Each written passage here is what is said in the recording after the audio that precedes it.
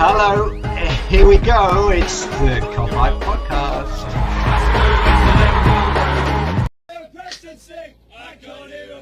When people now ask me if I like football, I say yes, I do like football, but not Burnley. Burnley can fuck off. Yes, Burnley can fuck off. Welcome back to the Cop-Out Podcast. It is the post-match show where Liverpool have just beat Burnley 3-0 at Turf Moor, and the Reds are back in the top four. Thank fucking Christ for that. I'm Jay, I'm with Tim, I'm with Mick. Tim, I'll come to you first, mate.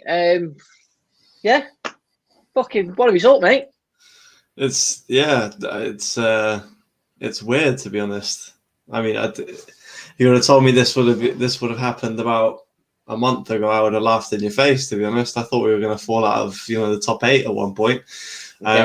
Undefeated in 8 now in the Premier League. Was it 8 or 9? Was this 6 or 7 of the last 9? No, the last 9, I think we're undefeated. Yeah, won 7 of the last 9. It's almost like we're in form, and it's almost like with a centre back partnership, we would have been in contention for the title this year. It's title winning form. It's weird, isn't it, fellas? It's weird. Yeah, it's weird. It is. Weird the way like a boss centre half can really fuck you up when you don't have them. It's mad, that, isn't it? It's mad that it is.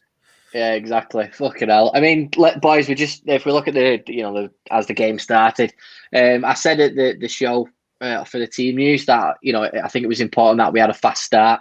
We didn't fucking get that, did we, Mick? And that was a very, very nervy first half of the first half because we were just so fucking slow getting out the blocks. Burnley were fucking brilliant at pumping the balls forward. They knew exactly how to hit us. They were targeting Reece Williams. You could tell that they were targeting him, the poor lad. He did struggle at times, but mate, that fucking first half, honestly, it was agonising, wasn't it? It was a difficult watch, to be honest, but yeah, it was just, you knew what they were going to do. They were going to put, it was the same like we said on the preview show. Like they're going to play the same game West Brom did, pump her over, aim for Reece Williams, because Nat Phillips, fuck me, what a performance by him today. He was fucking unbelievable, and you got back fast, Tim, for the post match show. So thanks for that. But yeah, it was typical. They were gonna do that, and they did it well, because there's any team that are good at doing that. I think Burnley are even better than West Brom than doing it, like pumping balls in. Chris Wood, little nudges in the back, just experience, and in one aspect it's a good learning curve for Reece Williams and Nat Phillips, but Nat Phillips came out of that looking like a fucking bed of roses. He was fucking top quality tonight. He was indeed, mate. And Tim, just get your thoughts on how that first half went in general, because obviously up until the goal, Burnley they weren't the better side, of course they weren't, and they had the moments during that first half, but we certainly had the lion's share of possession into that first half. But it just didn't seem like we could create anything, and it got the late in the first half we did sort of create some little chances, and there was times where you just thought fucking just shoot, and then there was a couple of obvious chances that we missed. Mane has a chance. Thiago has a chance. I mean, fucking hell, I thought that was in. I thought that little 1-2 with Salah, I thought he'd done it. But then Bobby Firmino pops up, ball comes in from left-hand side from Robbo, misses everybody, and Firmino pops up and slots it home. I'm really pleased for Bobby that he got a goal. Yeah, he does always seem to come up with the most important goals, doesn't he? He's got a habit of it, and he's certainly made it's certainly a good habit to have. And for all the criticism he receives for not scoring goals whenever we need one, he seems to be the guy that pops up and puts stuff in the back of the net. So, yeah, mixed feelings about the first half, to be honest. We looked a bit shaky at the back, and Burnley looked like they were, they had a goal in them, and we kind of got away with a couple of chances. And Chris Wood really, really should have scored. I mean, the ball over the top, that bounced, and I honestly don't know how he missed. So yeah, we kind of found our stride kind of after the half an hour mark. We looked to be creating a little bit more obvious chances and stuff. It wasn't boring football, or we weren't struggling to create in the final third. And you could say that the goal was kind of coming towards the end there, and it's obviously perfect timing, because had we not kind of scored before going in for half, I would have been a bit worried going into that second period, because obviously Burnley would have started I think sit back a little bit more and kind of play the draw.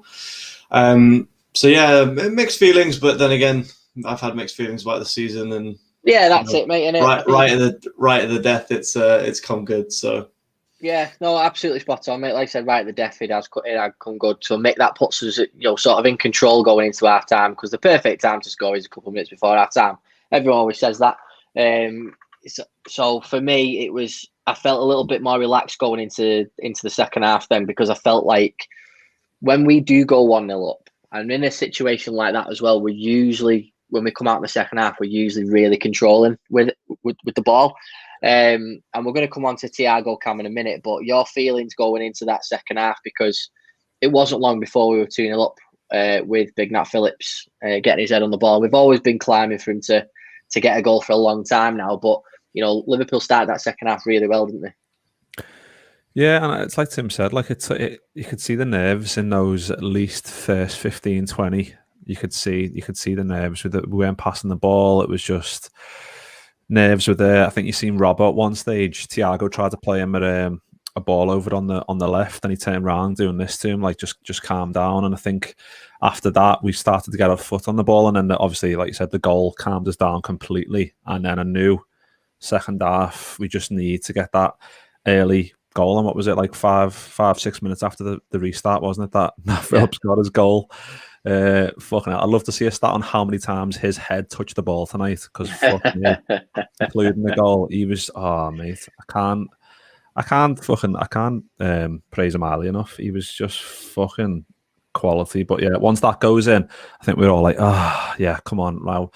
I mean, obviously then Burnley had a bit more of an onslaught, but we needed that second goal just to kind of steady the nerves a little bit and not be shitting ourselves for all of the second half, pretty much. Yeah, no, you're absolutely right, mate. And we'll just keep on that Filch for a minute, seeing as he scored his goal. Tim, let's just talk to you about it, seeing though you are his doppelganger. Tim, will you shave your head for the new season, just so you can match what Phillips has got? Oh, I might do, mate. I might have to at this rate. Do it.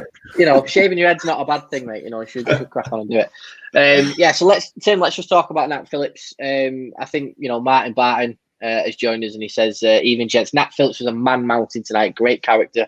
# Brendan Rodgers shown in a difficult away game. Thiago mentioned dictated again. We'll come on to Thiago in a minute, because Mick will want to say on Thiago. Nat Phillips, it's he'd be pinching himself in terms of playing the amount of games that he has done this season. He's had some really, really amazing games. He's had a couple of poor games. Opinion on him has been up and down in terms of, he deserves a new contract. He deserves to stay on. Are we not making the Kabak signing permanently because we've got Phillips? There's so many good questions around him at the minute. But in terms of that performance tonight, like Mick said, he got in the way of fucking everything. He was heading everything away. He was diving in for tackles like Jamie Carragher in Istanbul just to clear shit. And then he gets himself a customary goal and fully deserved his man of the match tonight. And it's so pleasing to see, isn't it, mate? Yeah, in a season where, hope has been, dire at times, he's been the guy to step up and kind of provide the moments that we've needed and provide the kind of performances that this side has needed. He's been that guy that we were kind of like craving in the middle of the season, that leader on the field, not necessarily vocally, but through his play, throwing himself at pretty much everything that comes his way. And it was superb that he managed to get his goal tonight, just because he kind of does. You can't say he doesn't deserve it at this point. He's been arguably the player of the season. I think had Mo Salah not been in the form that he's been in this season, I think it's a no-brainer that Nat Phillips is our player of the season. And like I said, he's just been everything that we've needed, considering the circumstances. He's not only has he been superb, he's been as tough as nails. And I think that's something that needed to be injected into the side at a point where we were looking a little soft towards the middle of the season. Yeah, no, it's a really good point that you've made there, mate. And Chris Kelly, as you say, is the perfect fourth choice option. Wouldn't be surprised if Burnley came in for him after that. It's a really good point, that, Chris. Yeah. I think Nat Phillips is, he's done himself so many favours in terms of if Liverpool do want him to move on, him finding a new club. And I do see another Michael Edwards masterclass coming out with the amount of money that we might get for Nat Phillips if he goes. Be a shame if he did, to be fair, after the way he's been playing recently. He'll start instead of that. What's that shite Dutch fellow we've got at centre half? What's his name? I can't remember. He played number 4. He's shiting, so we'll just keep Nat Phillips. I'm joking, by the way. Marco know in the chat. Marco's a Dutch fella. He'll know all about veg. That's true. Yeah. That's and then he's just put in there if everyone stays fit, he won't play again for us. And he's just put easy on the Dutch. Marco, we're only joking, mate. We love you really, pal. But Marco makes a really good point, doesn't he, Mick? You know, at the end of the day, Nat Phillips has progressed up that ladder because of injuries, isn't it? And there's been loads of chat about who's the partner for Van Dijk. Well, is Konate going to come in and be the partner for Van Dijk? I don't want to spend too long on this, but Mick, anxious to get your opinion on this. Matip might go. We might cash in on him. We're going to need extra centre-backs because this season has proved that you can't just rely on 3 and a midfielder to fill in the gaps for you. What do you think? Do you think Marco's right in this statement? I mean, I don't know. It could well happen. It just depends what we do with. Obviously, we've got 3 of our first choice centre halves currently out. So once they come back in, I mean, if Matip does stick around, then if Phillips isn't in and around the squad next year, then it's bonkers, to be honest. I mean, we just touched on Kabak before about like he's not going to play again for the rest of the season, and we don't know if he's going to get kept on, and then maybe Konate's coming in, but Phillips tonight was just if he can stick around in the squad and is happy with it, maybe like a squad role, then he'd be absolutely perfect for that. He probably would be, mate. You're right. He probably would be happy with the squad role, considering how much he's played this season. But where he's come from. But you got to think he is 26. He might think, right, well, I've got a taste of this now. I know I can play regularly for a side. I could probably be the number 1 wherever I go if I stayed in the Premier League. And I think that's the awkward thing for him, especially for a lad of his talent. But I'll tell you what, from our point of view, if he does stay, and we do have to play him in League Cup games and FA Cup games, we're not going to go, oh, don't really like that centre-back pairing. We won't be bothered. Phillips is playing, we'll be comfortable, which is really good. Mick, just want to stick with you on this. In fact, I'll tell you what, we'll come to you, Tim, because we'll do Thiago Cam in a minute, Mick. We'll do Thiago Cam in a minute. Tim, Oxlade-Chamberlain comes on and scores the goal, right? There's been a lot of question marks at the minute of why Liverpool are hanging on to the Ox. It looks like we will do. There hasn't been any speculation about him leaving.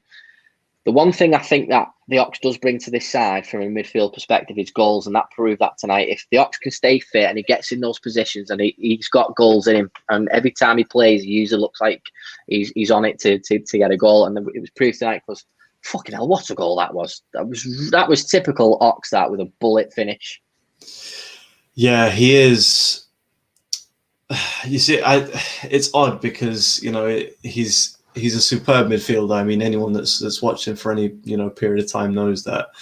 And for me, he's great not only as a player and a different option, but he's great around the change room because he's been playing in the Premier League for years at this point in time. He's been playing since a teenager. He's a great influence around the dressing room.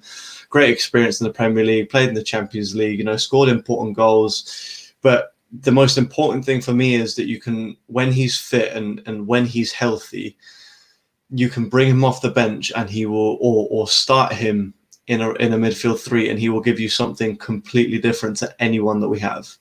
Yeah. The midfield playing under Klopp has religiously been a machine, not a stat padding midfield that work their tails off, are monsters in the press, winning balls back and spreading the balls around the field. But there aren't many guys in this midfield that will look up from 30 yards and think,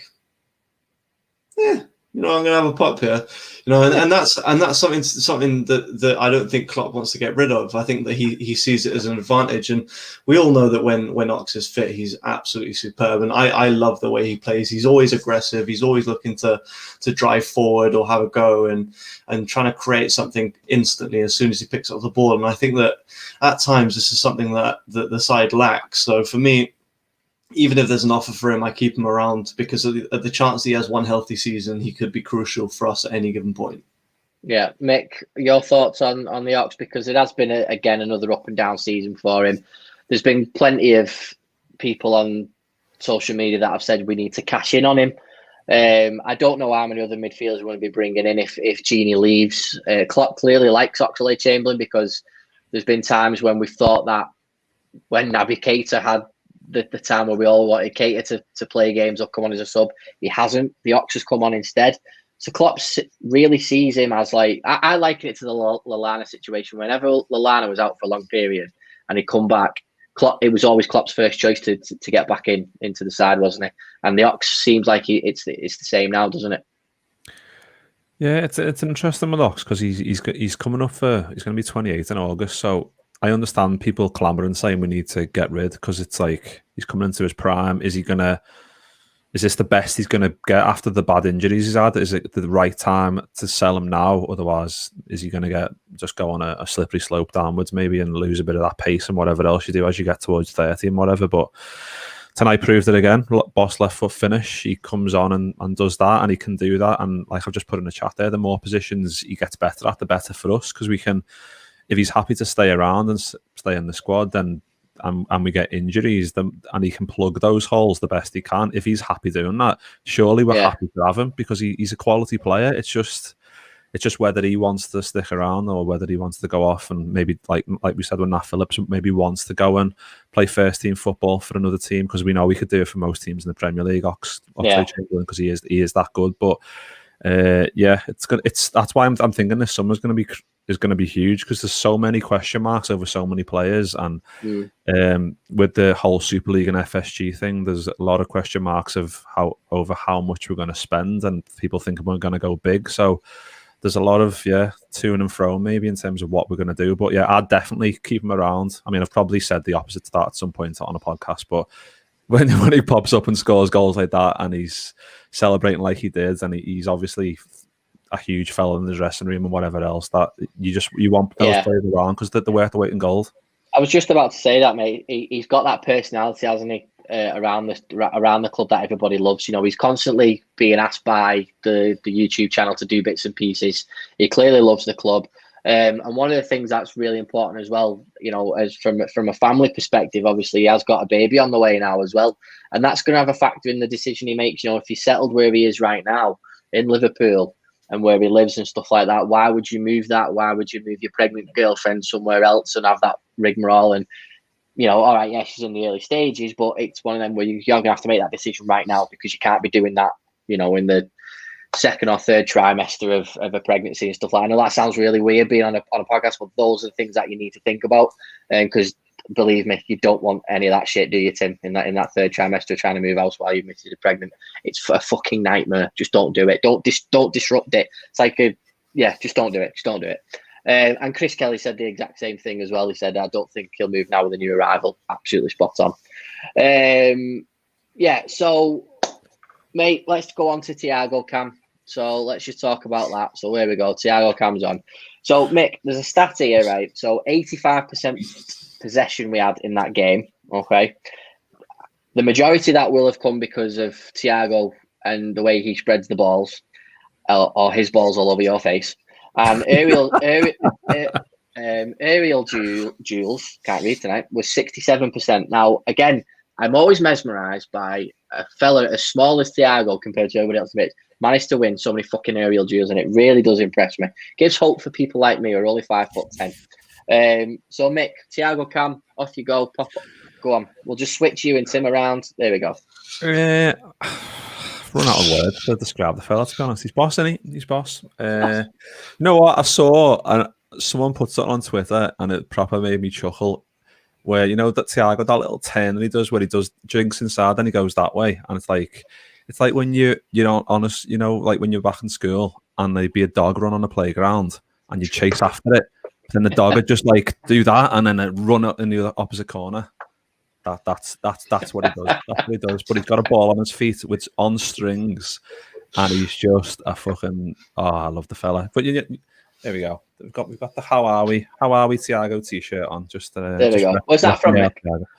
That's Scouse Power. That get on them Scouse Power. I've got another Alison Becker one on the way. Coming on Sunday, so I'll wear that for maybe the Monday when we're celebrating top 4. But yeah, Thiago, yeah, I think he class again tonight. We've got to the stage where we're just what we should have been doing the whole time, but obviously we've been having a tough time. So is he. Obviously before these 9 games where we've done really well, just giving it to him and just letting him dictate it, like we did against West Brom. We did it again tonight, not as much tonight, but we still did do that. And he's just time just slows down when he gets the ball, and that's like the same that with Xabi Alonso, Steven Gerrard, when players like that, when they get hold of the ball, time just seems to slow down. He seems to have an extra second or two to make that decision, and he's just got that quality that they either think, well, there's no point in closing him because I'm not going to get close to him, or he's going to be that good that there's no point because he's just going to clip it round me or whatever. And it's just having a player like that in your squad that I think even Carragher mentioned it in the commentary that he's not been brought in to make assists, and we've said this a few times. Like he's in here to like the assist, or just to like with games when you need a bit of presence in there that he can slow it right down and just take it onto his level, and we can play it, dictate the tempo. That's what he's there for, and he does it perfectly. Yeah. He does, mate, and I'm so glad you've mentioned that, because I can't stress that enough with the Thiago thing. Is, you know, stats can be manipulated as much as they want, and then when everyone says, "Oh, he doesn't get any goals, doesn't get any assists, and he didn't do this at Bayern," and it's like, no, but neither did Alonso get a shitload of assists every year, and everyone knows what a good passer of the ball he was. Like we said, it's the assist of the assist. Sometimes the second to last pass before the goal is better than the last pass before the goal, because you can play this tremendous ball to someone that splits the defense and the midfield, and then all they got to do is just square it, and then the striker scores, but then they get the assist. It's fucking wrong. It does need to get looked at in that way, but in that influence you can see it. And I think next season we will see the best of Thiago, because God bless him, he's had to play about 3 different positions since he's come in. He's not been able to play in a steady squad, has he, Tim? And we've not really got to see the best of him consistently. We've seen the glimpses, obviously, in games, and we know what he can do. And I think the last few weeks, Tim, we have sort of seen that extra level of Thiago where he wants this to play in the Champions League a lot. And I saw that at United, I saw that at West Brom, and you've seen it again today, and I'm sure we'll see it again on Sunday. So it's an exciting time to watch him.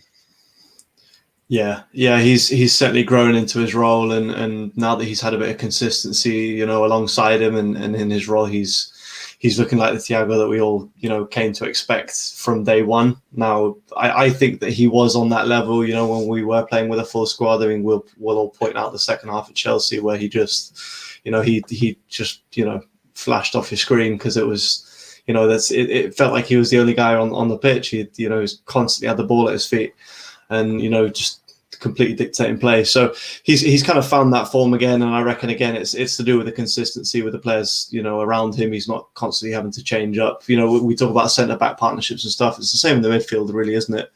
You know, he's not having to cover himself as much in you know, in open space going backwards, and he's been allowed to kind of pick up the ball and drive forward and pick out the pass that he wants to at this point. So I'm expecting more of the same from him going forward for the next couple of seasons. I think that's the kind of player he is. I think that's the kind of quality that he possesses, and, you know, for me, it's you know, it's expected at this point. Yeah, no, it is, mate. It is, and again, you know, it'd be interesting to see what midfield we have next season, because I do think we'll be bringing in another body in midfield, and I do think there'll be a couple of people leaving. I'm not going to talk about that now because I don't want to get depressed about and get all talking about fucking midfields that have been shit and all that. We'll save that for the end of the season. It's all about positivity. But Mick, I think, you know, Dan said it before, didn't he? I'm going to find Dan's comments. So Dan, I haven't forgotten about it. Would you fucking believe it? We're in the actual top 4. Yes, we fucking are. Mick, you know, months ago, we'd accepted it was done. It was gone.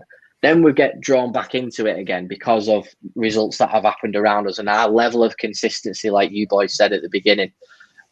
I can't believe I'm fucking sat here with 1 game to go and we're back in the top 4. We've really influenced the goal difference tonight, which is brilliant. All we've got to do is just go to the fucking Palace on Sunday, get 3 points with 10,000 people at Anfield. We can do that, can't we? Yeah, you like to think so, especially like is it 9 in a row we've unbeaten now? That's just like I know people saying like we don't deserve it, but after those 9 games, we do deserve it. Like, I mean, everyone else has been shit this season, us included. Like 6 in a row at Anfield, losing streak was fucking horrendous. We all know that, and we didn't deserve anything. But the fact that we've turned it round in these games, and if we can make it 10 in a row undefeated, and obviously go and win against Palace, then, like Klopp said the other day, like it might be his biggest ever achievement, because the trials and tribulations that we've had to deal with injuries and whatever else. And he even mentioned something about like stuff that isn't even public. So God knows what else has happened behind closed doors that has gone wrong this season. Like, I know something like Trent had COVID, but that wasn't kind of widely reported, was it, as well? So that's another thing. But it's just been a fucking shit season. We all wanted it to end a couple of weeks ago. Now that we're in there, we've got +4 goal difference over Leicester. They go to Spurs, don't they? So that's a difficult game for them. And we've just got it's Roy Hodgson's last game, and I was going to say I hate to spoil it, but I'd fucking love to spoil that and just absolutely twat them 7-0, 5-0, whatever. Just score a shitload and just seal it up nice and early and have a Boss Sunday and like just wrap this season up and go, right, that was a load of shit. We got away with it.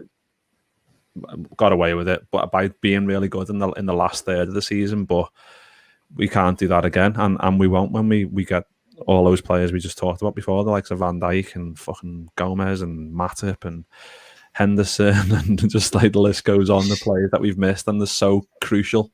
So yeah, it's mad that we're even talking about this, that we're in the top 4, but it's fucking happened, and we just need to. We've got one more game now to secure, and I think what the energy that we've got from those games, like especially tonight, we didn't batter Burnley, but like the result looks as though we've done really well. Same with West Brom, obviously we got lucky there as well, but we've done it well enough to get top 4 now, I think.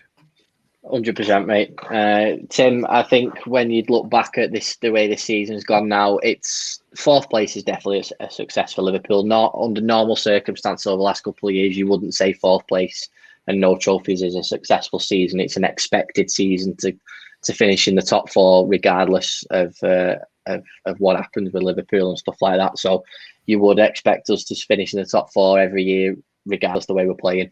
But like Mick said, given the way the season now, we can look back at this as a really good achievement for Jurgen Klopp's side, can't we? And Klopp even said it himself, that it's always an achievement if you finish in the top 4 because of the level of competition.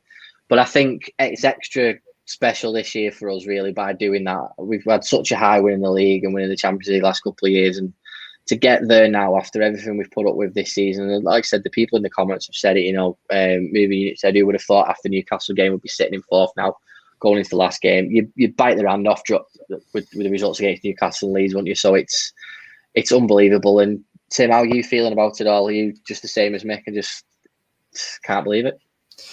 Yeah, it doesn't quite feel real, especially because even the fact that we've won 7 of our last games, we haven't lost in 9 Premier League games, just doesn't make sense to me, because it just hasn't felt like that, has it?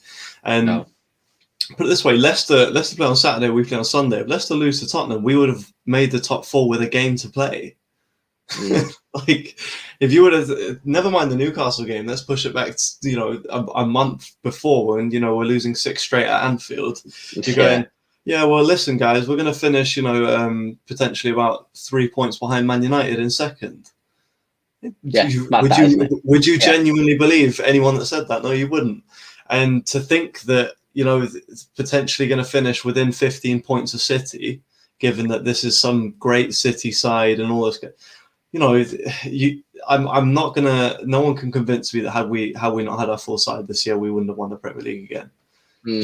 I can't be convinced. If City were going to run away and have 92, 95 points, then you could have had an argument. But the fact that they've had 80, they're sat on 80 points right now, and they've been far from as great as anyone's big them up to me. The Premier League, I think, is actually because Liverpool have been so poor, and because of what Liverpool did to the rest of the league last year, everyone thinks that the level stepped up. I think the level's exactly the same, and I think Liverpool at full strength are still 15 points better than every other team in this league. I genuinely believe the full squad. I think we go 90, 95 points this year again. I agree. I think honestly, spot on, mate. I think we do. Next year, I think we will again. I think we'll go above 90, and I think we'll win the league by about 10 points. because I think City will go out and strengthen, and United will go out and strengthen. But for me, this Liverpool side, as soon as we see some consistency in the lineup, look what happens. We didn't see any consistency for 2.5 months. We barely won. For the last 9 games, we've had a consistent starting 11, and we've not lost. Right, I want that as my alarm clock every morning. I'm just going to clip that, set it as my fucking alarm clock. Fucking unreal. But you heard it here first. If it does happen, I'm fucking, yeah, that's amazing, that. And obviously we'll talk about next season when we do our end of season review. But yeah, let's we've done half an hour there, boys. Let's end it there so everyone can watch the highlights or listen to Jurgen Klopp after the game. But yeah, listen, we keep those red ribbons. I will actually keep them on. We've got one now, Dan. We've got one. I'm keeping them on there. I absolutely am, 100%. Movie said, nice top, Jay. Absolutely. As he knows, this is surgically attached to me now. It's my favourite shirt. It's Liverpool and it's heavy metal, so I love it. And Moving Unit is the genius that invented this T-shirt. So it's the link to his stuff's in the description. Go and check it out. It's fucking unbelievable. Yeah, listen, everybody, thank you very much for joining us tonight. We really appreciate it because we know obviously it's a school night. People want to go to bed, but people also want to join in the fun of a Liverpool win in the final, of the fact that we've gone into the top 4. One more game to go. We're gonna. I've got a fucking good feeling, boys. I think that was mega that tonight. So yeah, we appreciate everybody coming. And yeah, the only thing I've got to say is, what a fucking season! If we could do it Sunday, bring it on. But let's do it. Thanks to Mick, thanks to Tim, and yeah, Burnley can fuck off. When people now ask me if I like football, I say yes, I do like football, but not Burnley. Burnley can fuck off.